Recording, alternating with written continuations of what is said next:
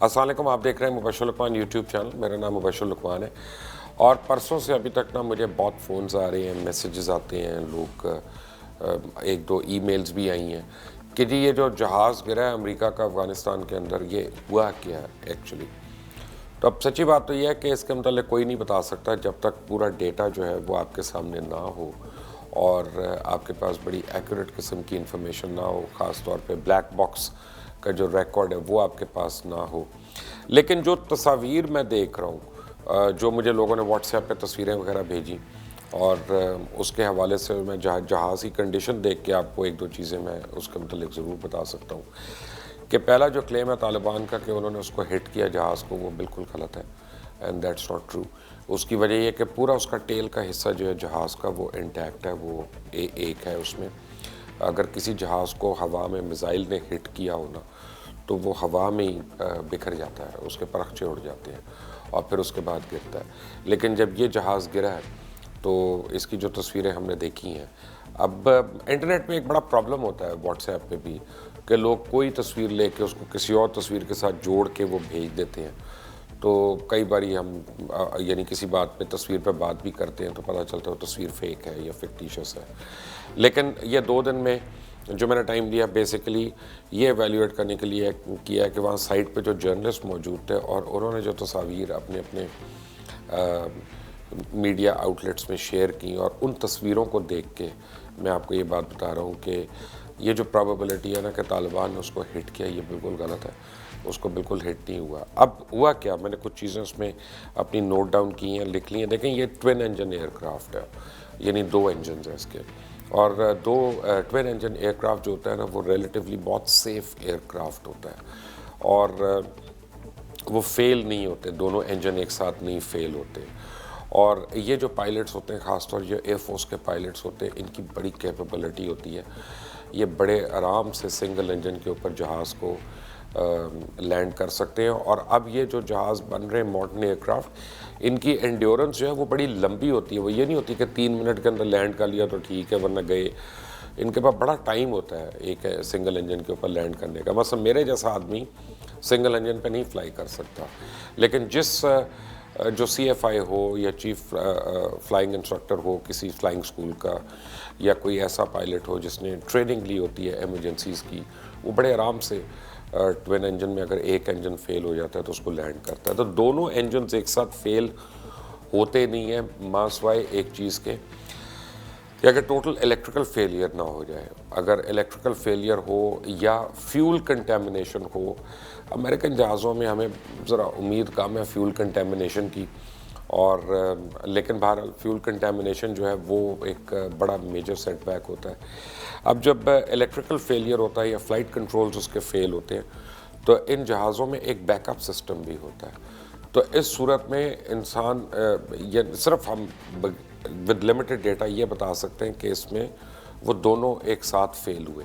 क्यों फेल हुए ये तो ब्लैक बॉक्स आने पे पता चलेगा, ये तो उसकी तफसीलात आएंगी तो पता चलेगा अगर वो शेयर हुई।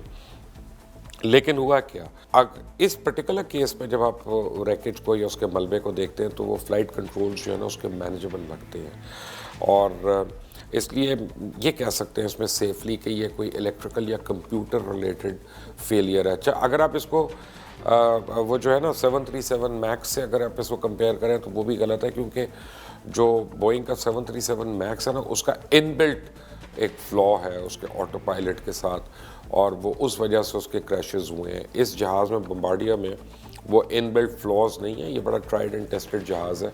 बल्कि इस साल तो शायद इसकी प्रोडक्शन भी बंद हो जाए इस पर्टिकुलर जहाज़ की, क्योंकि उसके बायर्स कम हैं। तो ये साल साल से बन रहा है और इस तरह के इसके एक्सीडेंट्स नहीं हैं।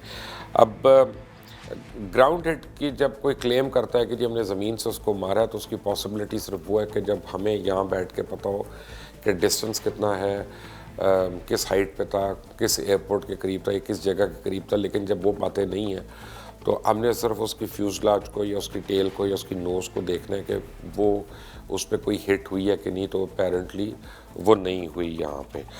अब जो आम तस्वीर जो व्हाट्सएप पे मैं देख रहा हूँ, मैं आपको ये वार्न कर दूँ, वो एक जहाज़ की नहीं है, वो 2 मुख्तलिफ जहाज़ों की तस्वीरों को लोगों ने जोड़ जोड़ के ख़ुद से आपस में भेज रहे हैं।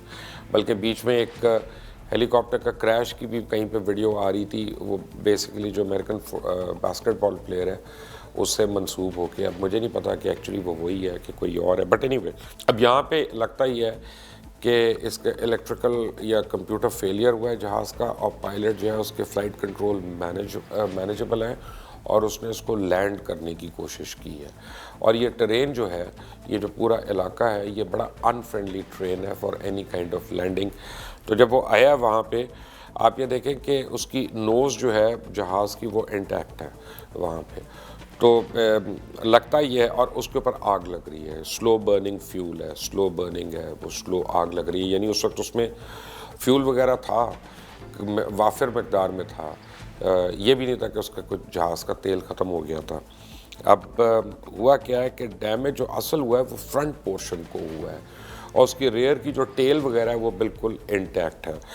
अब इसमें होता क्या है कि अगर वो जहाज़ आया है नीचे और उसने यानी जब लैंड करने की कोशिश किया तो वो स्किड हुआ है, पहले स्किड होके उसने कलाबाजी खाई है और उससे वो जो है एक्सप्लोड हुआ है वहाँ पे, और वो जो फ्यूल निकला है उसने उसको आग भी लगा दी, और वो जो है ना ये हुआ, बेली पहले उसकी रप्चर हुई है एक्चुअली, जो उसकी जहाज़ का पेट आप कह लें या बेली कह लें, वो पहले फटी है, वो लगा है जब। तो अच्छा, उसके बाद जैसे मैंने पहले आपको बताया, अगर कोई हीट सीकिंग मिसाइल होता तो वो पीसेस में ब्लो होता, वो एक उसमें कॉम्पैक्ट मोड में नहीं आ रहा होता।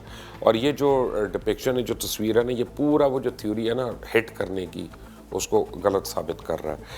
अब इसमें जो थ्योरी है डेड बॉडीज़ की कि जी पहले दिन आया कि 86 हैं, फिर आया 50 हैं, फिर आया पता नहीं कितने दर्जन हैं, ये हवा में बातें लगती हैं। अगर इतने ज़्यादा लोग होते इसमें तो एक ना एक बॉडी इसकी ज़रूर आपको विजिबल इंटैक्ट पोजीशन में मिल जाती।